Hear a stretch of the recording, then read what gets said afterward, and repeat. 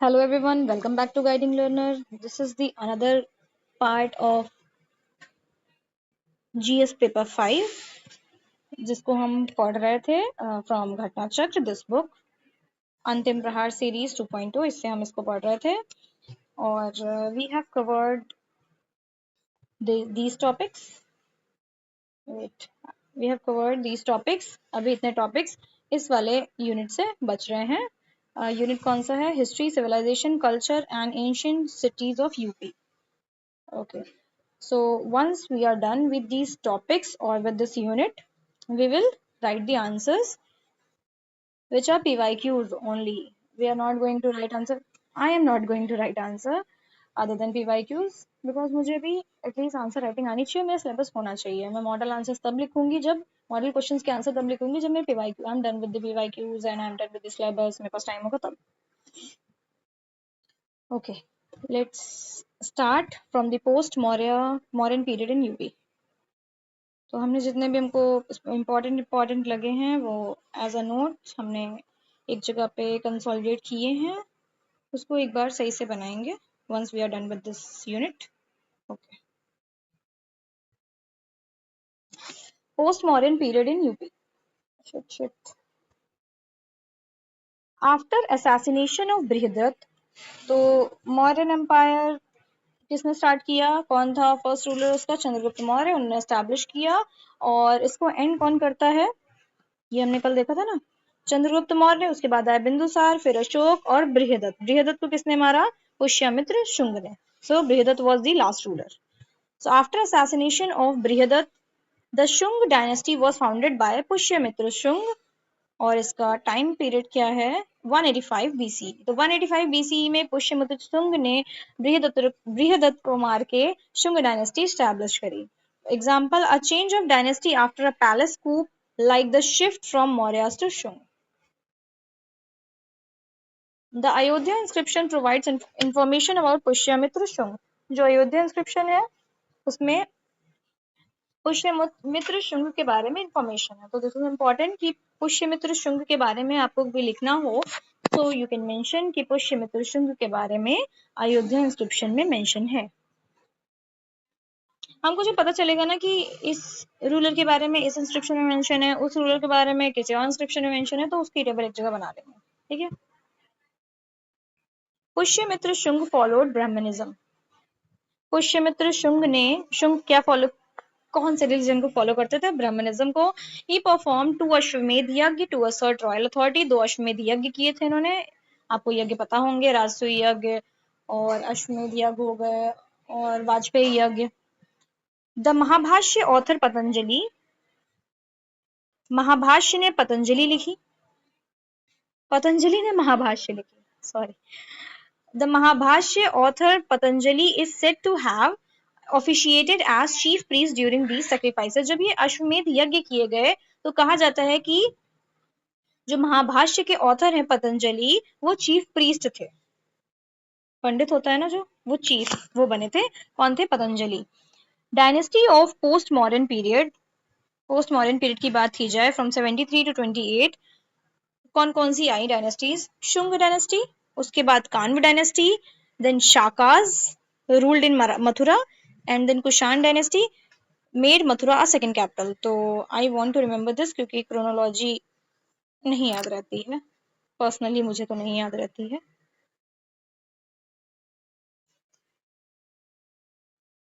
ठीक है.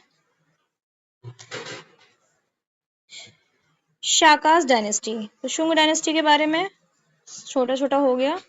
फिर आ जाते हैं शाकाज के बारे में. The Shakas were the Scythian origin and established control in area like Mathura, Ujjain and Maharashtra. तो ये कहाँ पे अपना जो डायनेस्टी है वो स्टैब्लिश करते हैं? मथुरा, उज्जैन और महाराष्ट्र में. Their victory is linked with the start of Saka Samvat. इनकी जो विक्ट्री है वो किससे जुड़ी हुई है? साका संवत से. 78 सी, ये थोड़ा याद रखिएगा, ये आ जाता है कभी कभी directly. Saka Samvat 78 C. Saka Samvat is used in Indian national calendar today. आज के टाइम पे जो इंडियन नेशनल कैलेंडर है उसमें साका संवत का यूज होता है। कुषाण डायनेस्टी की बात करें तो Kanishka was the most prominent Kushan ruler. ये आपको पता होगा, कनिष्क जो है वो बहुत इंपॉर्टेंट रूलर है of the Kushan dynasty, known as the conqueror and pattern of religion and art. Conqueror और पैटर्न, नोन एज, जाना जाता है कॉन्करर और pattern of religion and art के नाम से। इसके टाइम पे बुद्धिस्ट काउंसिल भी हुई थी कनिष्क के टाइम पे, ये भी याद रखना है। He made Mathura his second capital, Mathura को अपनी दूसरी कैपिटल बनाया था। His empire reportedly extended from, अपने एम्पायर को उन्होंने कहां से कहां तक एक्सपैंड किया, गांधार टू बनारस, मतलब वेस्ट से लेके ईस्ट तक की बात की जाए तो वेस्ट में गांधार से लेकर के वाराणसी तक की ईस्ट में, and from north Kashmir to Mathura south, Kashmir से लेकर के मथुरा तक। A large empire connecting trade and culture across regions like later Gupta networks. A large empire connecting trade and culture across regions like later Gupta networks. मतलब यहाँ पे ये कहने का है कि जो कनिष्क के टाइम पे जो एम्पायर था वो लाइक वास्ट था, लार्ज एम्पायर था, बहुत ज्यादा एरिया को कवर करता था, एक्सटेंडेड था। Kanishka and Buddhism, Kanishka supported Buddhism, Buddhist council हुई थी इनके टाइम पे। दो his coins show symbols of Buddha as well as Greek and Hindu deities, और इसके जो कॉइन्स हैं उस पे सिंबल्स किसके बने हैं, बुद्ध के भी बने हैं, ग्रीक के भी बने हैं एंड हिंदू डीटीज के भी बने हैं। Coins as political messaging showing multiple face to appeal diverse subject. Coins एक political, as a political messaging showing multiple faiths.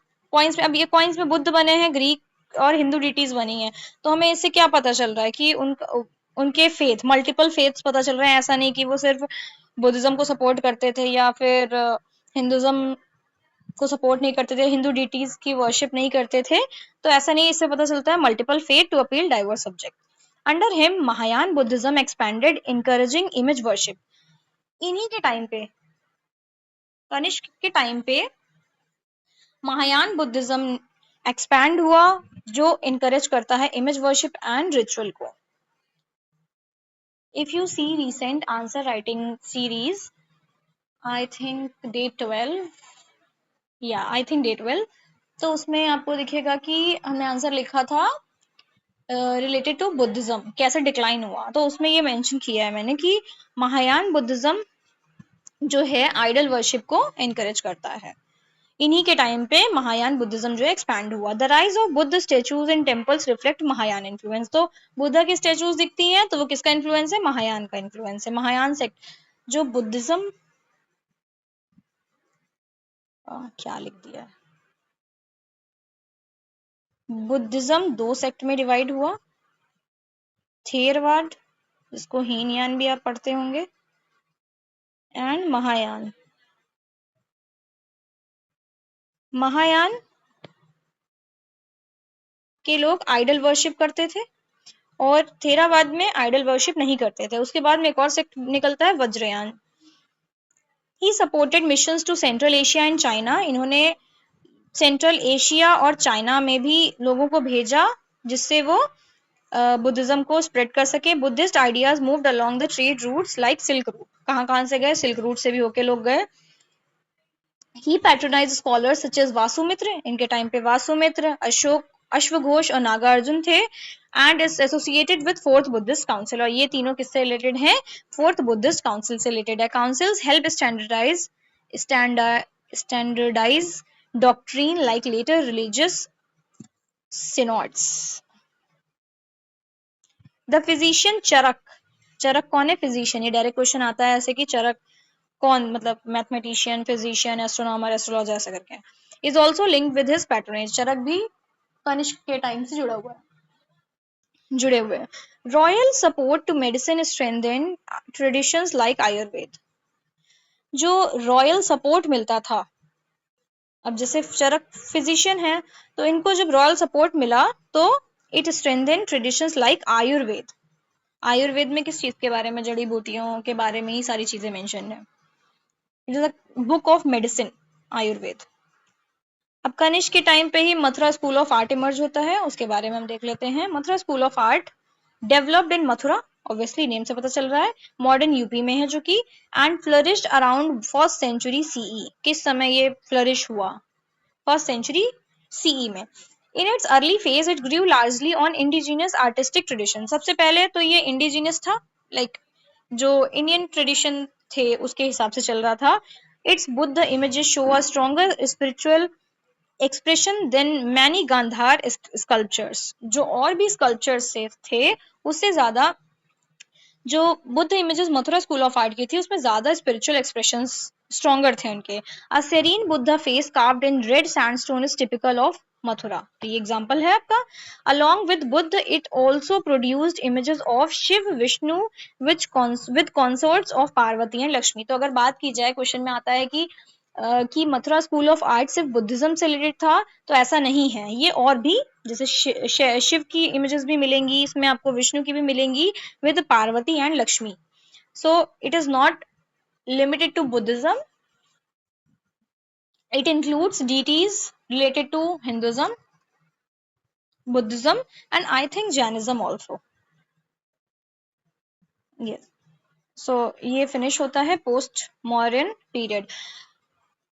आपको इस पे रिलाई नहीं करना है इस पूरी बुक पे सिर्फ, क्योंकि इसमें नोट्स बहुत लिमिटेड हैं। Like if you have completed your syllabus according to your prelims, तो फिर ये इनफ है। मतलब लाइक इसमें आपको थोड़े थोड़े यूपी स्पेसिफिक आपको कुछ नेम्स मिल जाएंगे, दैट्स इट। लेकिन इसमें ऐसा नहीं है कि सब कुछ ही लिखा हुआ है। लाइक अभी पोस्ट गुप्ता पीरियड के बारे में आप और भी कुछ कुछ लिख सकते हैं, post Maurya post Maurya period के बारे में बहुत कुछ है, लेकिन यहाँ पे कितना कितना मेंशन है जो यूपी स्पेसिफिक है और बहुत लिमिटेड वर्ड्स में मेंशन है। लाइक यहाँ पे पूरी स्टोरी नहीं दे रखी है, तो आपको कवर भी करना है, ऐसा नहीं कि सिर्फ यही पढ़ना है।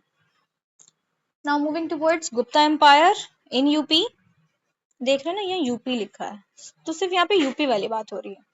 Sources for reconstruction of history: literary sources, epigraphical sources and numismatic. Numismatic में क्या आ जाता है? Coins. The study of coins is numismatic. हाँ शायद।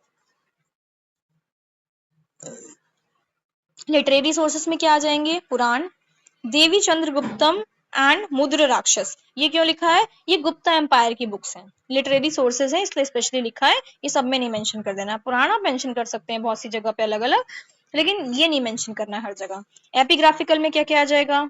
Mehrauli iron pillar inscription, Allahabad pillar inscription, भीतरी पिलर इंस्क्रिप्शन। न्यूमिस्मेटिक में gold silver other coins, coins contain name of legends and figures. Allahabad pillar inscription, जिसको प्रयाग प्रशस्ति भी बोलते हैं, is the most important source for the rain of Samudragupta. इसमें समुद्रगुप्त के बारे में मेंशन है, किसने ये मतलब लिखा है, प्रयाग प्रशस्ति बाय हरिसेन।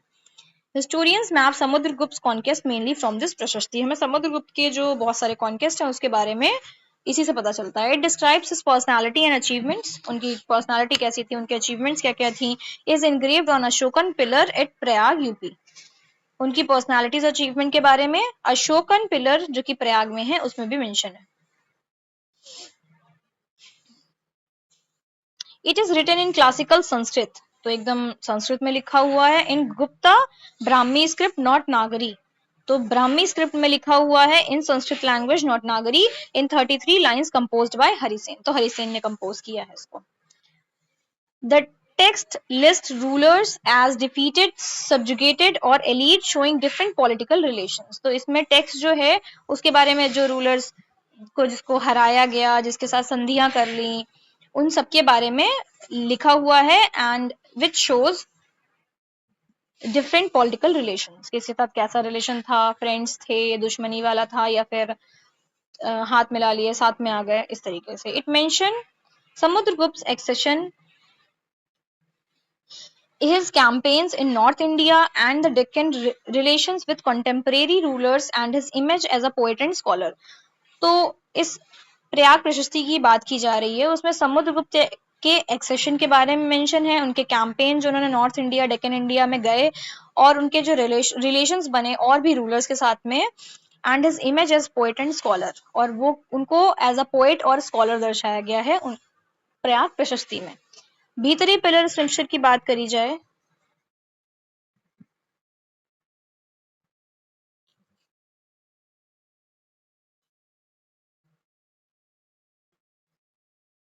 भीतरी पिलर इंस्क्रिप्शन ऑफ स्कंदगुप्त। अभी किसके बारे में बात हो रही थी प्रयाग प्रशस्ति में? Samudragupta. Bhitari pillar inscription Skandagupta, the last effective ruler, Gupta ruler, is located in Saidpur tehsil Ghazipur UP. तो भीतरी पिलर इंस्क्रिप्शन कहाँ मिलता है? गाजीपुर डिस्ट्रिक्ट ऑफ यूपी में। It records the first Hun invasion and their defeat by Skandagupta. तो स्कंदगुप्त को मेनली अगर आप देखेंगे किसके लिए जाने जाते हैं? हुन्स इन्वेजन को रेपेल करने के लिए, यानी कि हुन्स को हराने के लिए।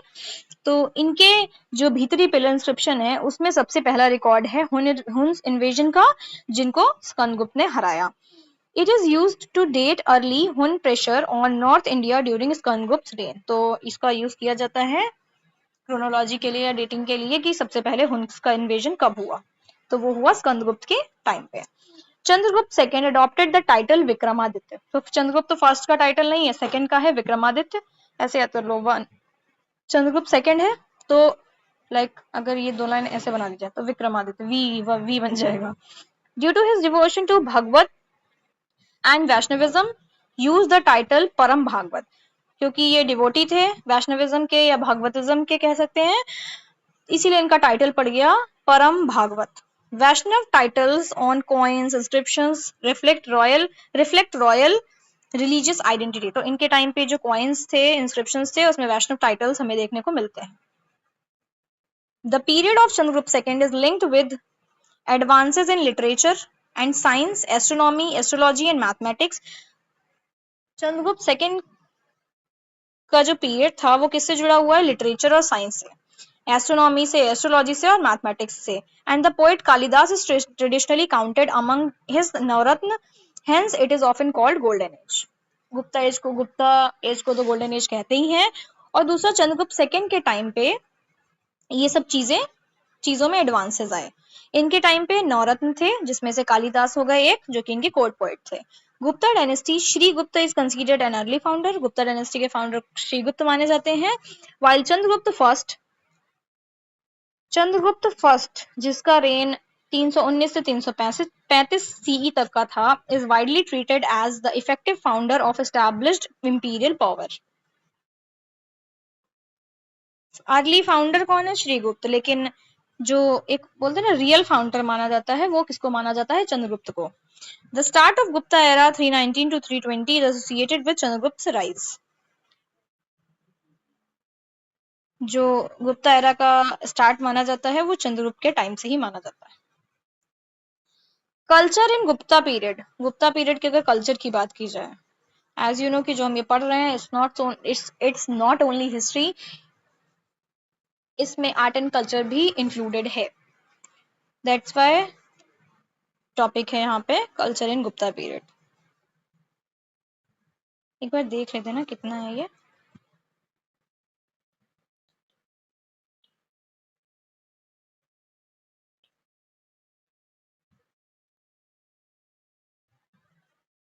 Okay, 1 2 3 4 5 pages. ओके, आज ही कर लेंगे इसको, कल आंसर लिखेंगे फिर।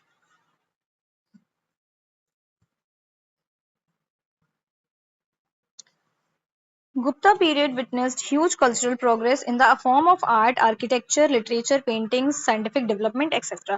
Gupta period को golden age कहा जाता है। इनके टाइम पे बहुत सारे प्रोग्रेस आए इन आर्ट, आर्किटेक्चर, लिटरेचर, पेंटिंग्स और भी चीजों में। Different types of temple style नागर, द्रविड़, ये भी डेवलप हुए गुप्ता पीरियड के टाइम पे। अगर आपने पढ़ा होगा टेम्पल आर्किटेक्चर को, तो एक होता है नागर स्टाइल, एक होता है द्रविड़ स्टाइल, एंड इसका हाइब्रिड जो होता है Vesara style. Temple at Deoghar near Jhansi and the sculptures in the temple at Garhwa near Allahabad remain important specimen। तो जो देवघर में टेम्पल है झांसी के पास, और टेम्पल जो गढ़वा में है इलाहाबाद के पास में, ये स्पेशल स्पेसिमेन है, मतलब कह सकते हैं इम्पोर्टेंट है। इफ गुप्ता पीरियड का कल्चर या आर्किटेक्चर के बारे में पूछा जाता है यूपी में। The beautiful statue of standing Buddha is also found at Mathura and Sarnath. If you see, यहाँ पे जितने भी एग्जाम्पल दिए जा रहे हैं यूपी स्पेसिफिक दिए जा रहे हैं, तो ऐसा नहीं है कि सिर्फ इतना ही गुप्ता एम्पायर के कल्चर से रिलेटेड इतने नाम है, नहीं, बहुत सारे हैं, लेकिन यूपी से रिलेटेड सिर्फ ये हैं, तो यहाँ पे वही मेंशन है। मथुरा में और सारनाथ में भी इनकी स्टैंडिंग बुद्धा की एक स्टेचू है। Kalidasa Navratna was famous for Sanskrit drama Shakuntala. Kalidasa को किसके लिए जाना जाता है? Shakuntala. And the literary works like, इनके कौन कौन से वर्क्स हैं कालिदास के? Shakuntala, Malavikagnimitra, Vikramorvashiyam, Raghuvamsham, Kumarasambhavam and Meghadutam. तो ये एग्जाम्पल्स हो जाएंगे when you mention about Kalidasa as one of the Navratnas of Chandragupta second, during Chandragupta second और विक्रमादित्य। अलाहाबाद कॉन्फ्रेंस की बात कर लेते हैं। Hien Sang mentions in his account of the conference held at Prayag known as Allahabad known as Prayag. हीन सांग ने अपने जो भी बुक रही है उसे मेंशन किया है कॉन्फ्रेंस के बारे में जो कि इलाहाबाद में हुई थी, उसको प्रयाग कहा है। It was one among the conference routinely held by Harsha. तो ये उन कॉन्फ्रेंसेस में से एक थी जो कि मतलब एक रूटीन है जो कुछ कुछ टाइम में होती ही है। वंस इन 5 ईयर, तो हर 5 साल में जो एक कॉन्फ्रेंस होती है ना, ये उसके बारे में हिंसांग ने मेंशन किया था। Here Harsha gave all his enormous wealth as gift to members of all religion. तो ये जो स्पेशली मेंशन किया ना इलाहाबाद कॉन्फ्रेंस का, इसमें हर्षा ने अपनी वेल्थ जो थी वो एज अ गिफ्ट दे दी, जितने भी रिलीजन थे उनके लोगों को गिफ्ट में दे दी। अकॉर्डिंग टू हीन सांग, जो हीन सांग की बुक है सी यू की, Harsha was so generous that he emptied the treasury and even gave away the clothes, jewel and he was wearing. हीन सांग की बुक जो सीयू की है उसके अकॉर्डिंग हर्षा जो थे, ही वॉज सो जेनरस कि उसने अपनी पूरी ट्रेजरी जो थी वो खाली कर दी, अपना खजाना पूरा खाली कर दिया और अपने कपड़े भी दे दिए जो उन्होंने पहने हुए थे, कपड़े और ज्वेलरी वगैरह। सो ये पता चलता है हमें हीन सांग की बुक सीयू की से। Post Gupta period in UP. The decline of the Gupta Empire led to political disorder and disunity in North India. In the early 7th century AD, Harshvardhan established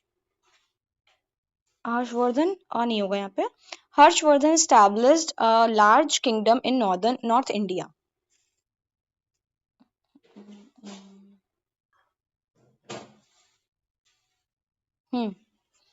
The decline of Gupta Empire led to political disorder.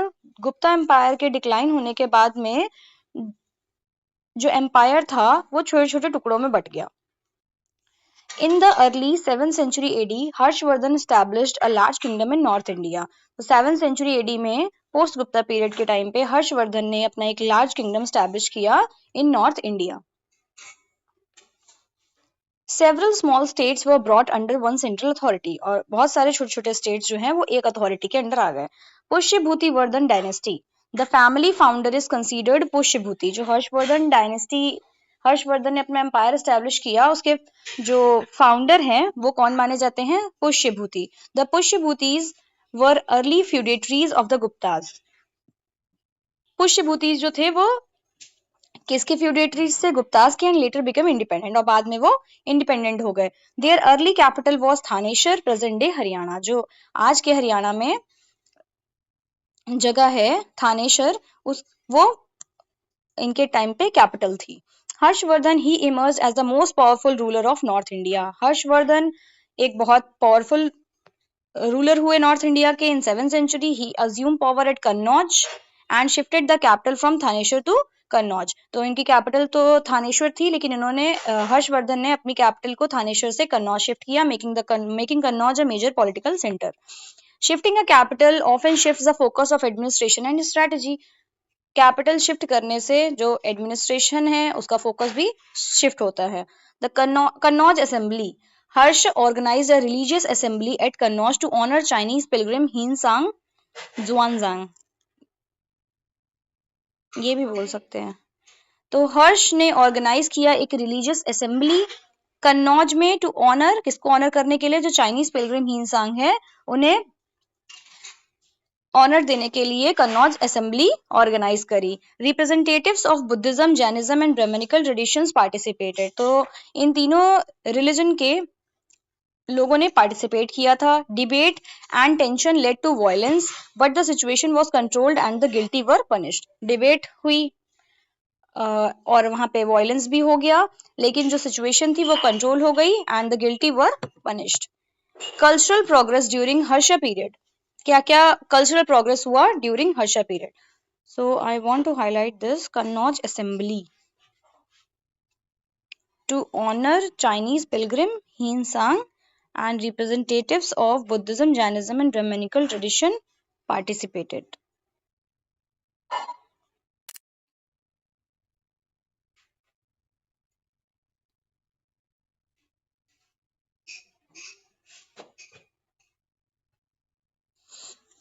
अब cultural progress की बात की जाए, और जो हर्षवर्धन थे उन्होंने अपनी कैपिटल को भी शिफ्ट किया था फ्रॉम थानेश्वर टू कन्नौज, ये भी याद रखना है, ठीक है। Cultural progress during Harsha period. Harsha wrote Ratnavali, Priyadarshika and Nagananda. Harsha ने कौन कौन सी बुक्स लिखी हैं? Ratnavali, Priyadarshika and Nagananda. Nalanda university received strong patronage and continued to develop. State support can expand learning centres and attract scholars. तो ये आप अपने आंसर में लिख सकते हैं कि जो स्टेट का सपोर्ट होता है उससे जो लर्निंग सेंटर्स है वो एक्सपैंड होते हैं और उसमें स्कॉलर्स भी अट्रैक्ट करता है। So we are done with the ancient history. अब स्टार्ट होती है medieval history of UP. Medieval history of UP is divided into two periods, Delhi Sultanate period and Mughal period. तो दिल्ली सल्तनत में कौन कौन सी डायनेस्टीज आती हैं? Slave, Khiljis, Tughlaq, Sayyid and Lodi dynasty.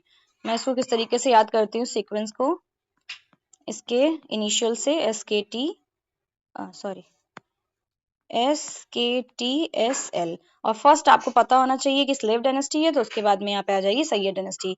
Sayyid, Khiljis, Tughlaq, slave, Khiljis, Tughlaq, Sayyid and Lodis. और मुगल्स के टाइम का, मुगल्स पीरियड की बात की जाए तो भजसा, Babur, Humayun, Akbar, Jahangir, Shahjahan and Aurangzeb. The Muslim incursion culminated in the Delhi Sultanate and continued until 1526, leading to political decline of several Rajput powers in Uttar Pradesh, whose influence largely remained limited to pockets near Rajputana, Rajasthan. तो जब Muslims ने rule करना start किया and established Delhi Sultanate in 1206, leading the political decline of several Rajput powers. इसकी वजह से क्या हुआ? बहुत सारे राजपूत पावर्स जो थी यूपी में वो डिक्लाइन कर गई। Whose influence largely remained limited to pockets near Rajputana, Rajasthan, जिनका खाली इन्फ्लुएंस कहाँ तक था? राजस्थान तक था। After repeated campaigns many local Rajput chiefs retained only smaller fort based territories. तो बहुत सारे कैंपेन, रिपीटेड कैंपेन्स के बाद में बहुत सारे लोकल राजपूत जो चीफ्स थे retained only smaller fort based territories, तो उनकी छोटी छोटी टेरिटरीज ही रह गई। Uttar Pradesh remained central to sultanate politics as major dynasties exercise authority over key towns and routes in the region. Uttar Pradesh एक एज अ सेंटर रहा है दिल्ली सल्तनत की पॉलिटिक्स में, क्योंकि बहुत सारी डायनेस्टीज थी, उन्होंने अपनी अथॉरिटी जो है इसी रीजन में एक्सरसाइज करी है। Control over Kannauj and the Ganga Yamuna Doab often determined regional dominance. तो हम ये देखते ही हैं, जैसे कि अभी हमने हर्षवर्धन का देखा कि उन्होंने अपनी कैपिटल जो है थानेश्वर से कन्नौज शिफ्ट करी, और गंगा यमुना द्वाब में तो आर्यंस के टाइम से ही हम देखते आ रहे हैं, जब से उन्होंने शिफ्ट किया है। The Mughal phase further enriched यूपीज history, especially when Emperor Akbar made Agra and Fatehpur Sikri prominent imperial centers. Mughal phase, okay, अभी यहाँ पे ना दिल्ली सल्तनत और मुगल पीरियड का ऐसा मिक्स में खाली पढ़ रहे हैं।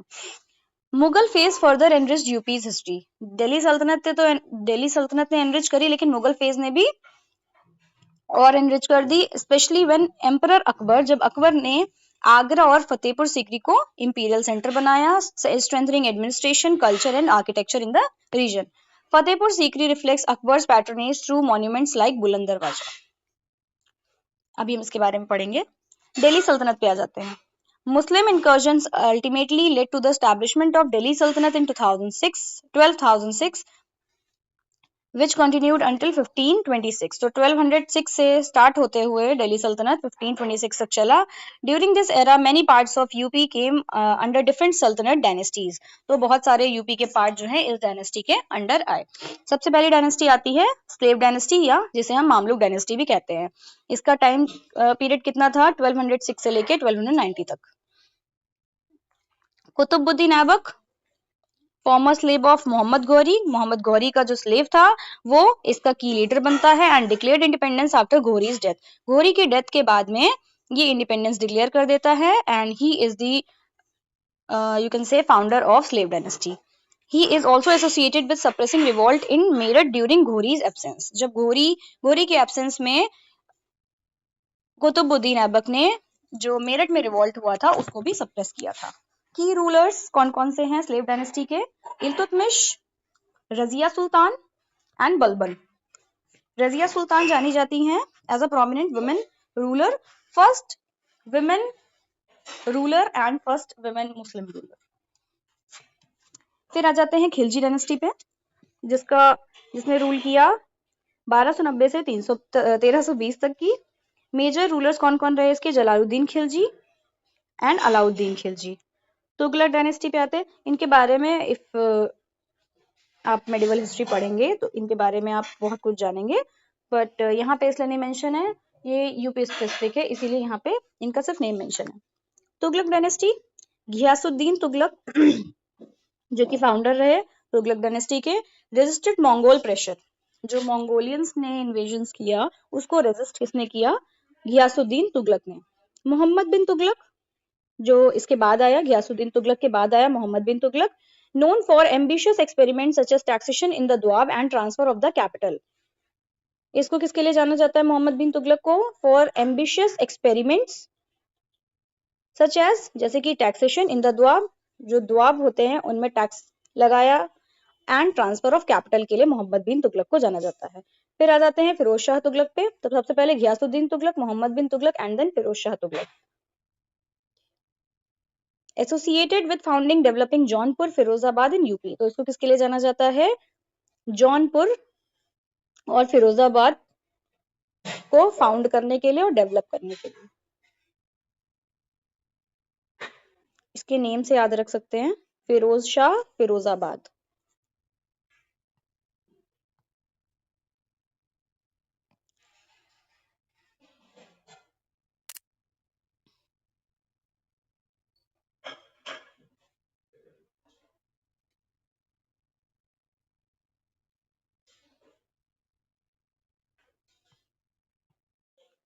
Jaunpur city, Jaunpur is also known as Shiraze Hind, Jaunpur को शिराजे हिंद भी कहते हैं। Founder under Firoz Shah Tughlaq, Malik Sarwar was appointed and later declared independence in 1394। तो पहले फिरोज शाह तुगलक के अंडर मलिक सरवर को अपॉइंट किया गया था, लेकिन बाद में इन्होंने अपनी इंडिपेंडेंस डिक्लेयर कर दी इन 1394। Sharki dynasty, Malik Sarwar and his successor establish the Sharki dynasty. तो मलिक सरवार और उनके सक्सेसर्स ने एस्टैब्लिश करी ये डायनेस्टी, ईस्टर्न डायनेस्टी भी कहते हैं इसको। Jaunpur became a strong military power and a centre of Urdu and Sufi culture. तो जौनपुर जो है वो सूफी और उर्दू कल्चर का एक सेंटर बन गया with generally harmonious social religions. Social relations जो थे बहुत हार्मोनियस थे, ऐसा लड़ाई झगड़ा नहीं था। Cultural centres often grow around courts, learning and religious institutions. 1479 की बात की जाए तो Jaunpur independence ended when Bahlol Lodi conquered it. अब लोधी डायनेस्टी का जो बहलोल लोधी आया उसने जौनपुर की इंडिपेंडेंस को खत्म कर दिया और जौनपुर को कॉन्कर कर लिया। मेजर मॉन्यूमेंट्स, अताला मस्जिद, जामा मस्जिद, लाल दरवाजा मस्जिद। तो मुझे ओके,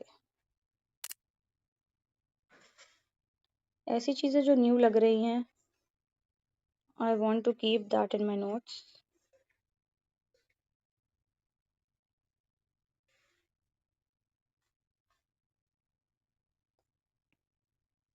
अभी हमने कौन कौन सी डायनेस्टी देखी? स्लेव, खिलजी, तुगलक। अब आती है सैयद डायनेस्टी। रूलर्स इंक्लूड, कौन कौन थे इसमें rulers? Khizr Khan, Mubarak Shah and Mohammad Shah. Major दिए हुए हैं, और भी रूलर्स रहे हैं। लोधी डायनेस्टी, बहलोल लोधी, जिसने जौनपुर को कैप्चर किया और सर की रूल को एंड कर दिया। Sikandar Lodhi, expanded control, control को एक्सपैंड किया, जितना टेरिटरी इनके अंडर था। एस्टैब्लिश आगरा, आगरा को एस्टैब्लिश किया and made it an important administrative centre बनाया आगरा को। आगरा कहाँ पे है? यमुना रिवर के बैंक्स पे है। 1526 पहला बैटल होता है पानीपत का between Babur and Ibrahim Lodi, in which Babur defeated Ibrahim Lodi, leading to the start of Mughal rule. पहला बैटल हुआ 1526 में, बैटल ऑफ पानीपत, और उसमें हुआ किसके किसके बीच में? बाबर एंड इब्राहिम लोधी, जिसमें बाबर ने इब्राहिम लोधी को हरा दिया and Babur established Mughal dynasty. तो यहाँ से स्टार्ट होता है मुगल एम्पायर 1526 से। सबसे पहला रूलर कौन बनेगा? Babur. First Mughal emperor after defeating Ibrahim Lodi, he engaged with Rajput confederacy and fought Rana Sanga. तो सबसे पहले इब्राहिम लोधी को हराने के बाद में ये किसके राजपूत कॉन्फेडरेसी में एंगेज हो गए और राणा सांगा से इन्होंने लड़ाई करी। He wrote Tuzuk-e Babri, Baburnama in Turkish. Babur ने लिखी है तुजुके बाबरी, बाबरनामा, तुर्की में। हुमायूं, उसके बाद आता है हुमायूं, डिफीटेड शेर शाह एट चौसा, जो चौसा का युद्ध हुआ इन 1539, उसमें शेर शाह ने हुमायूं को हरा दिया। And again at Bilgram Kannauj lived in exile for about 15 years। और पहले चौसा में हराया 1539 में शेर शाह ने हुमायूं को हराया at the battle of Chausa in 1539 and again at battle of Kannauj in 1540। उसके बाद में हुमायूं जो है वो एग्जाइल चले गए फॉर अबाउट 15 years। इसी बीच क्या होता है? सूर डायनेस्टी का राइज होता है। शेर शाह ने हराया हुमायूं को, तो सूर डायनेस्टी का राइज होता है। शेर शाह सूरी फरीद, जिसको कहते हैं, founded the Sur rule, earned the title Sher Khan for bravery under an Afghan ruler of Bihar. तो इनको टाइटल मिल गया शेर खान का, और इन्होंने ही सूर रूल को स्टैब्लिश किया।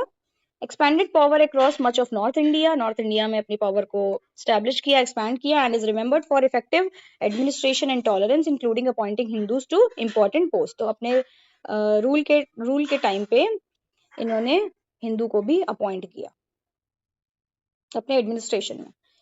Efficient revenue and road system improve governance and trade. तो जो एफिशिएंट रेवेन्यू सिस्टम होता है या रोड सिस्टम होता है, ये किसको इंप्रूव करता है? गवर्नेंस और ट्रेड को। अच्छा रोड सिस्टम होगा, अच्छा रेवेन्यू सिस्टम होगा, तो ट्रेड भी अच्छा चलेगा। Built strengthened structures linked with Purana Qila in Yamuna region. His mausoleum at Sasaram is architecturally notable. तो जो इनका मौसलम बना हुआ है सासाराम में, वो मतलब उसका आर्किटेक्चर बहुत अच्छा बना हुआ है। Built strengthened structured linked with Purana किला, पुराना किला से जो भी स्ट्रक्चर्स जुड़े हुए हैं उसको बिल्ड किया in the Yamuna region. Malik Muhammad Jayasi, he wrote Padmavat during his reign, during whose reign? Sher Shah Suri's reign. After Sher Shah's death, successors weakened. Sher Shah के बाद में जो इनके सक्सेसर्स आए बहुत वीक आए। Humayun conquered India in 1555। तो यहाँ पे शेर शाह सूरी ने हुमायूं को हराया, उसके बाद में 15 साल तक की सूर डायनेस्टी ने रूल किया। फिर 1555 में वापस से हुमायूं आते हैं और इस डायनेस्टी को हरा करके ही अगेन कॉन्कर्ड इंडिया इन 1555। उसके बाद उनकी किसी वजह से डेथ हो जाती है and then Akbar started ruling. defeated Raja Ramchandra of Kalinjar Banda in 1569 and granted him a jagir near Prayag. तो अकबर ने क्या किया? अकबर ने राजा रामचंद्र ऑफ कलिंजर, कलिंजर के राजा रामचंद्र को हराया इन 1569 एंड उनको जागीर दी, जागीर ग्रांट करी near Prayag. Renamed Prayag as Allahabad या इलाहाबाद इन 1575। तो अकबर ने ही प्रयाग का नाम इलाहाबाद किया था इन 1575।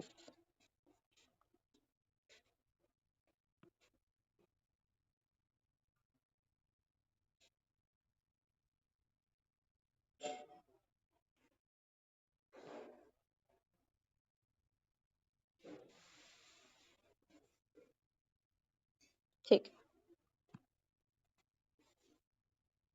Developed Fatehpur Sikri and built the इबादत खाना, फतेहपुर सीकरी को डेवलप किया अकबर ने और इबादत खाना बिल्ड किया, associated with respect for Sheikh Salim Chishti.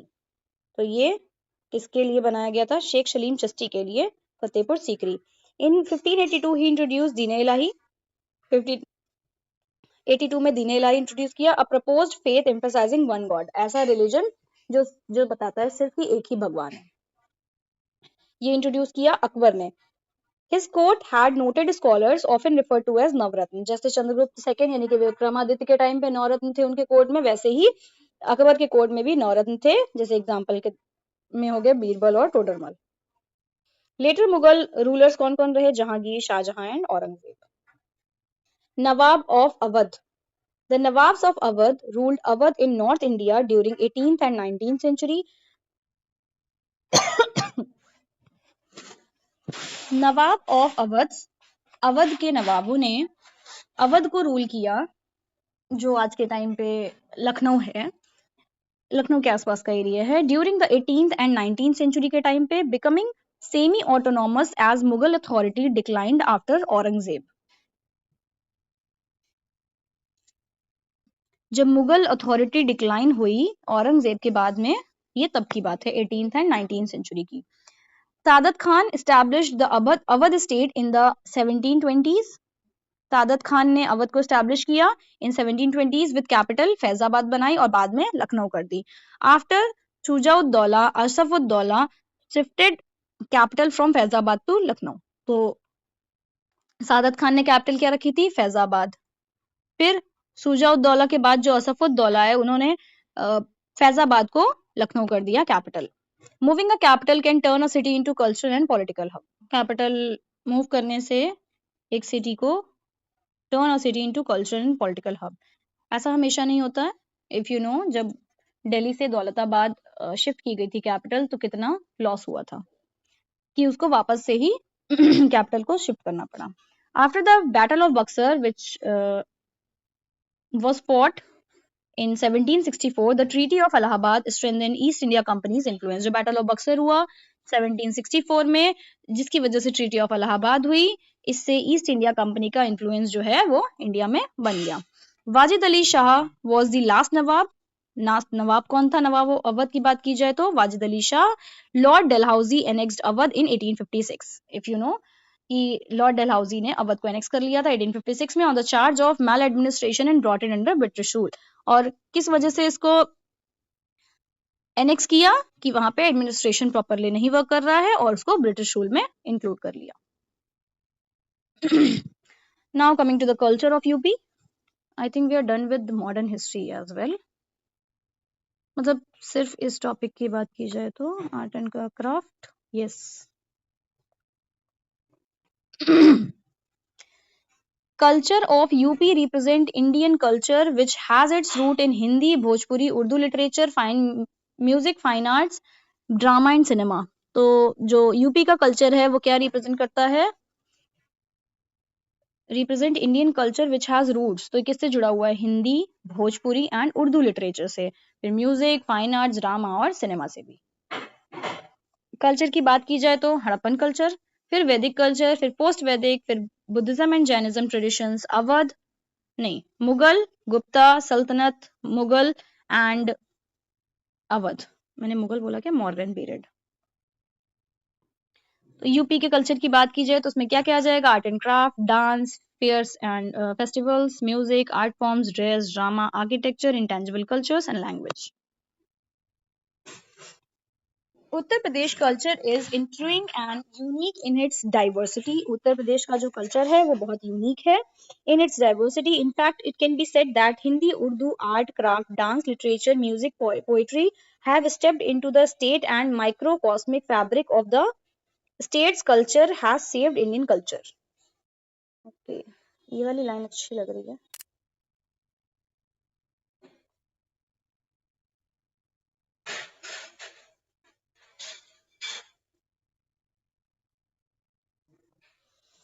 In fact, it can be said that Hindi, Urdu, art, craft, dance, literature, music, poetry have stepped into the state and microcosmic fabric of the state's culture has saved Indian culture.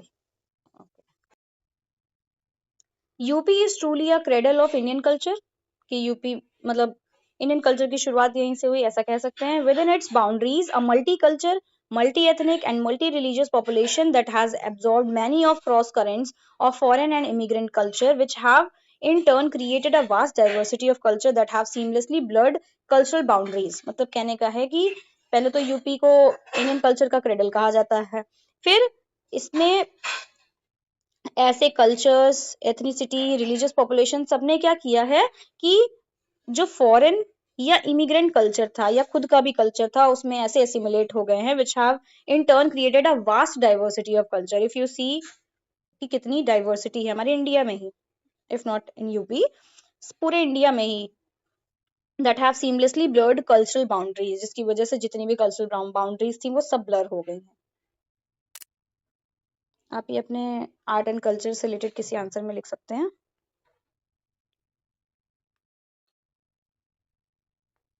Attire in UP, पहनावा. The traditional dress forms like dhoti and pyjama churidar are common among the men, ये men में common है. While women wear salwar kameez informally and sari for more formal occasion, मतलब ऐसे ही सलवार कमीज और कोई formal occasion है तो sari. Some Muslim women observe the practice of purdah, कुछ मुस्लिम वुमेन जो हैं वो इसको प्रैक्टिस करती पर्दा सिस्टम को. Trousers and shirts in western styles are donned by men and women, trousers और शर्ट्स जो है वेस्टर्न स्टाइल के, ये कौन पहनता है? Men and women. In some cities like Aligarh men still wear sherwani, कुछ सिटीज में लाइक जैसे कि अलीगढ़, वहां पे मेन अभी भी शेरवानी पहनते हैं. तो ये हो गया attires. Next coming to language in UP, the state languages are Hindi and Urdu. State language कौन सी है? हिंदी और उर्दू है. लोकल डायलेक्ट्स की बात की जाए तो यूपी की इतने एरिया में ब्रज बोली जा रही है, कन्नौजी बोली जाती है, खड़ी बोली है, अवधी है, बुंदेलखंडी है, बाघेली है, भोजपुरी है एंड हाँ बस. तो यहाँ पे लोकल डायलेक्ट्स में भी आपको डाइवर्सिटी देखने मिलती है. The strong prevalence of Urdu across the state can be attributed to the Persian Mughal influences. तो जो उर्दू का यहाँ पे प्रिवेलेंस है वो हम कह सकते हैं कि पर्शियन और मुगल इन्फ्लुएंस की वजह से है. Influences Lucknowi Urdu is regarded as superior literary form, जिसमें से जो लखनवी उर्दू है उसको इन्फ्लुएंस किया है and is regarded as superior literary form. Religions की बात की जाए तो अप्रॉक्स 80% हिंदू है, 19% मुस्लिम्स हैं और बाकी बचा हुआ percentage Buddhist, Jains, Christians and Sikh का है. The vast population of state is made up mostly of Indo-Dravidian ethnicity. Small pockets of communities living along the Himalayan region display Asiatic Aryan traits. Almost 79 Hindu, Muslims and rest. ठीक है, जो vast population है state की, इतनी बड़ी population है जो state की, is made up mostly of Indo Dravidian ethnicity, sorry, Indo Dravidian ethnicity से बिलोंग करते हैं इतनी पॉपुलेशन में मोस्टली लोग. Small pockets of communities living along Himalayan region, जो हिमालयन रीजन के आसपास रहते हैं उसमें से जो छोटी छोटी कम्युनिटीज हैं वो डिस्प्ले करती हैं एशियाटिक आर्यन ट्रेड्स को. अदरवाइज जो मोस्ट पॉपुलेशन है वो इंडो द्रविडियन एथनिसिटी की है.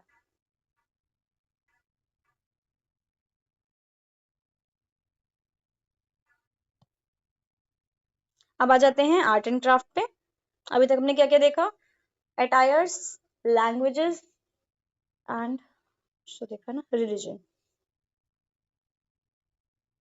आर्ट एंड क्राफ्ट की बात की जाए तो हाँ, ये हमने उसमें भी पढ़ा हुआ है. अगर आपने वो मेरी सीरीज देखी होगी घटना चक्र की, जो यूपी जीके की सीरीज चल रही थी, उसमें हमने बात की है.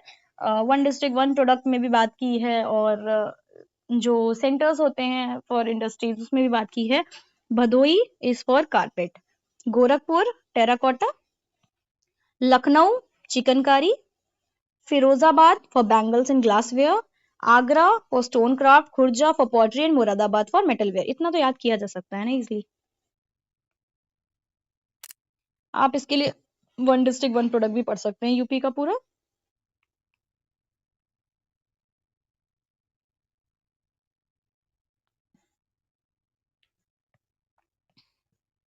A vibrantly rich art and craft heritage defines Uttar Pradesh. मतलब उत्तर प्रदेश को अगर डिफाइन किया जाए तो यहाँ पे आर्ट और कल्चर जो है बहुत रिच मिलता है। मतलब कि बहुत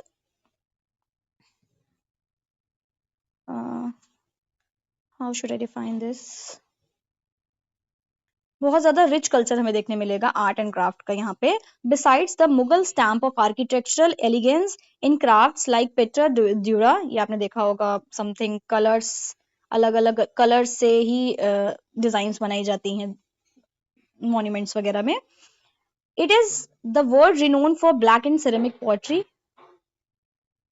wait, beside the Mughal stamp of architectural elegance in crafts like pietra dura, इसके अलावा भी जो मुगल पीरियड के टाइम पे ये फेमस, मुगल आर्किटेक्चर में आप पढ़ेंगे इसके बारे में तो ये फेमस रहता है।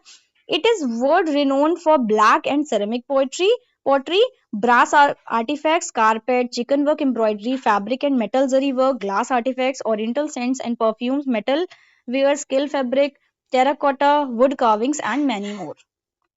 इन सब चीजों के लिए भी जाना जाता है पेट्रा ड्यूरा को छोड़ के। Cuisines, UP is home to two of the most popular cuisines with long history of culture and tradition. तो यूपी दो मोस्ट पॉपुलर क्यूजीन्स के लिए जाना जाता है, Awadhi food and Mughal food. The biryanis, koftas and kheers are part of standard fare as well as customised for special occasions. ठीक है, fair and festival की बात की जाए तो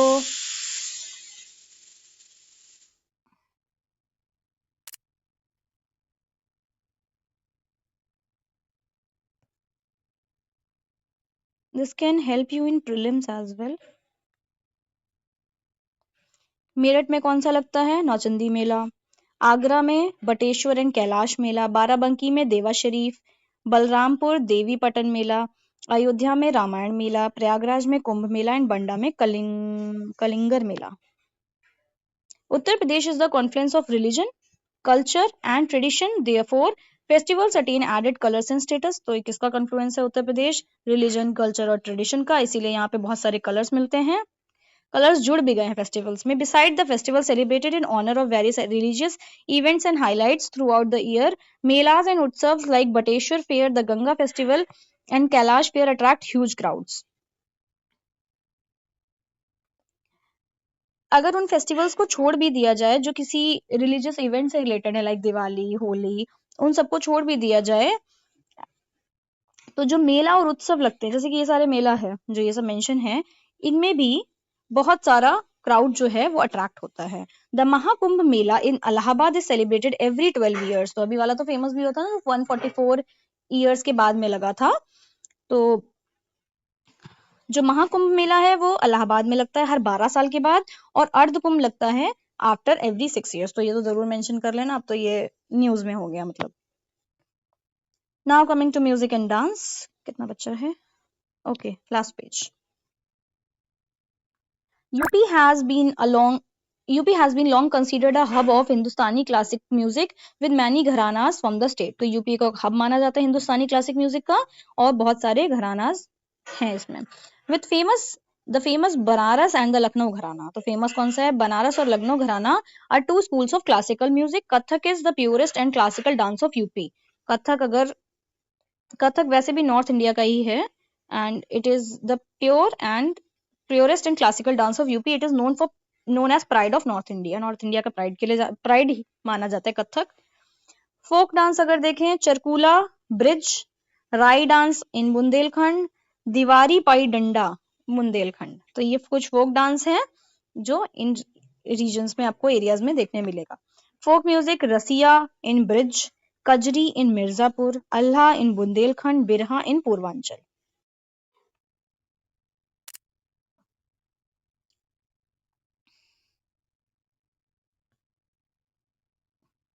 अभी धीरे धीरे नोट्स जो हैं वो बनेंगे।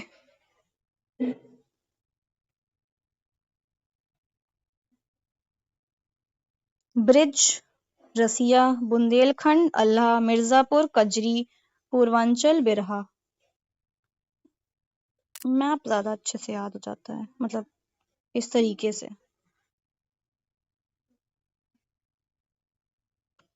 पेंटिंग्स की बात की जाए तो केव पेंटिंग सोनभद्र और चित्रकूट में देखने मिलती है।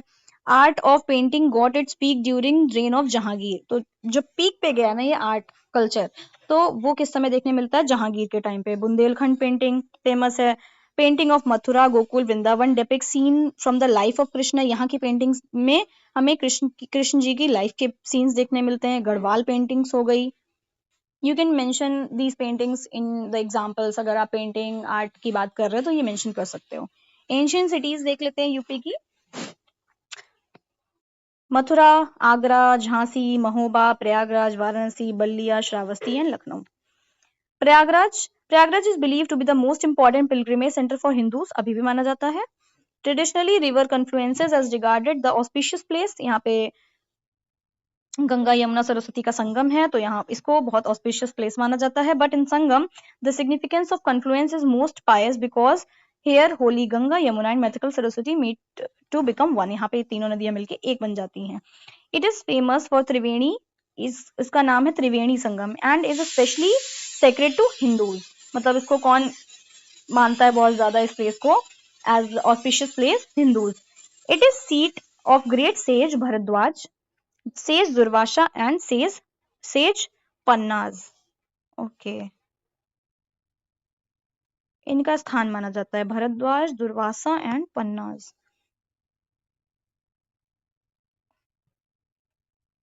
It is city of mix culture, mix culture की सिटीज है, ऐसा नहीं खाली हिंदूज मिलेंगे वहां पे, Hindu Muslim Jain and Christians. It is birth place of Som Varun Prajapati, इनका भी बर्थ प्लेस है ये।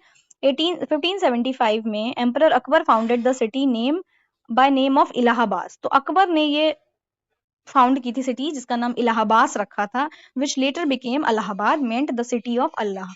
मतलब इसका क्या मतलब है अलाहाबाद का? द सिटी ऑफ अल्लाह, जिसको इलाहाबाद रखा था अकबर ने, बाद में वो अलाहाबाद बन गया। Impressed with strategic importance of the Sangam, Sangam की जो इंपॉर्टेंस है उससे इंप्रेस होके ये नाम रखा गया था।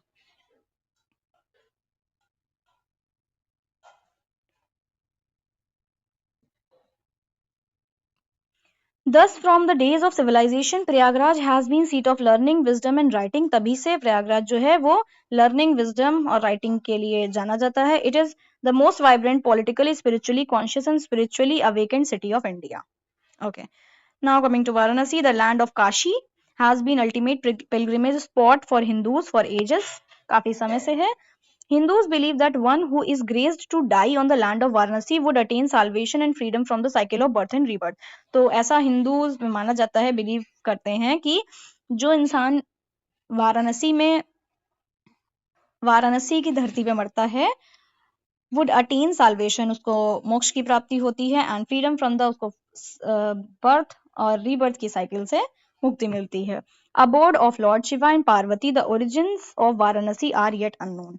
मतलब जो वाराणसी का ओरिजिन है वो अभी भी अननोन है। वैष्णविज्म एंड शैविज्म हैव कोएग्जिस्टेड इन वाराणसी। तो ये दोनों ही जो वैष्णविज्म और शैविज्म है ये एग्जिस्ट करते हैं। Varanasi has also been great centre of learning for ages. तो ये भी ग्रेट सेंटर रहा है लर्निंग का काफी समय से। So we are done with this unit. उसके बाद में अब ओके, इसमें पीवाईक्यूज हैं, मॉडल क्वेश्चन लिखा है फिर PYQs. Describe the cultural significance of Prayagraj, अभी हमने पढ़ा, उसके बारे में लिख सकते हैं। Write about the major republics located in Uttar Pradesh and their political system in 6th century BC. तो हमने देखा था ना रिपब्लिक्स, हमने अपने नोट्स में भी मेंशन किया है, अभी देखते हैं। Discuss the causes for the rise of towns in ancient UP. Okay, elucidate in detail the characteristic of major festivals and their socio-economic role in the rural areas of UP। ठीक है, इसको पढ़ेंगे तो फिर नोट्स बन जाएंगे बढ़िया। Throw light on ancient site of UP and also discuss relevance. यहाँ से तो मॉडल क्वेश्चंस आ गए, वहां तक पीवाईक्यूज थे। ठीक है, एक बार देखेंगे सबको, जस्ट जहां पे नीट लगेगी उसको पढ़ लेंगे सो दैट हमारे नोट्स भी प्रिपेयर होते गए। इसमें बहुत सारे क्वेश्चंस दिए हुए हैं और यहाँ पे प्रैक्टिस के लिए भी क्वेश्चंस दिए हैं, ये अच्छा है।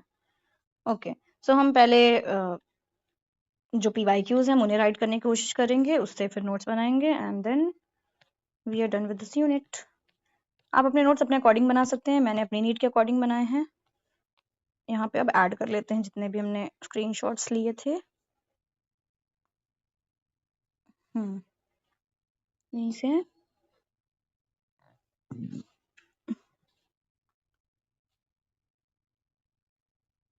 और वो रिपब्लिक्स का क्वेश्चन आया था ना।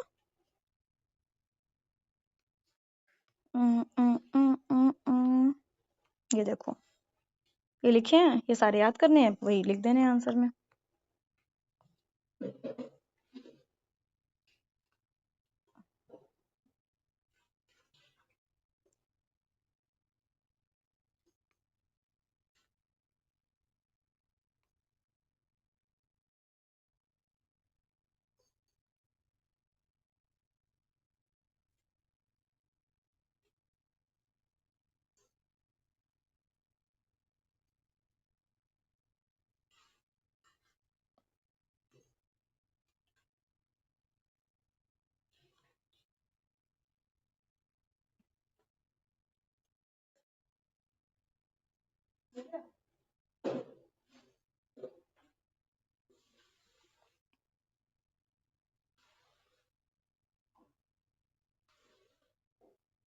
भाई यहाँ नहीं आएगा, आ जाएगा, क्यों नहीं आएगा।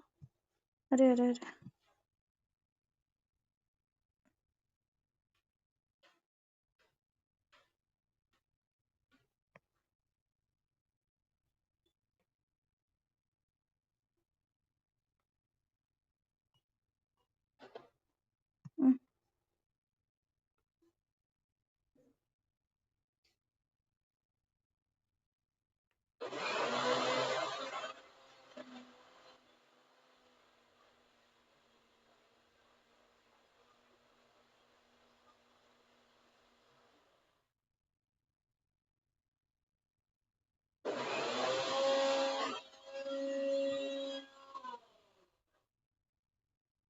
ओके एक और है, वो आई विल ऐड लेटर।